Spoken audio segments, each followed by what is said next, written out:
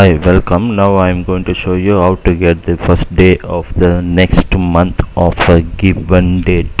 Okay, so what I have is a set of dates. I'm going to do I'm going to find out the first day of the next month for each date. Okay, so what I have here is for 26 July 2015. I want the next month's first day, which is July August 1st. Okay, that's what my objective. Okay, so I get equal to, I'm going to use the function called EO month. Okay, EO month is nothing but it's a end of month function. Okay, it will return the end of month. Okay, when you give a date, it has two arguments. One is the date as well as number of months also.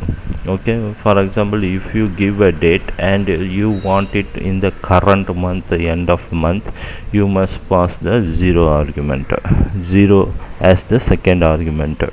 Okay, I have a date, I want it for the same month, end of date, end of date.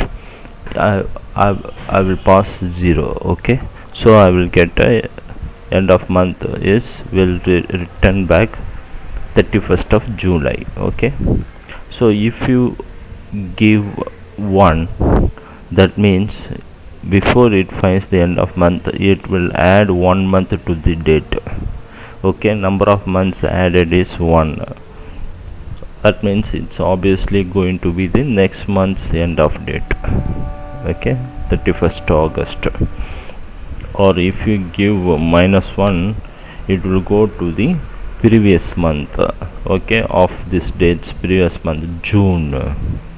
Okay, June's end of month, which is obviously 30th of June. Okay, so this is the way the end of month function works. So now here our case, end of month is, we want to find the next month's first day. So what we will do is end of month of this month, and once you arrive the end of month, you add 1, then you will go to the first day of next month.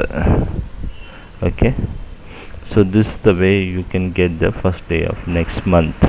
Okay, first you go to the end of this month, then add 1, you will get the first day of next month.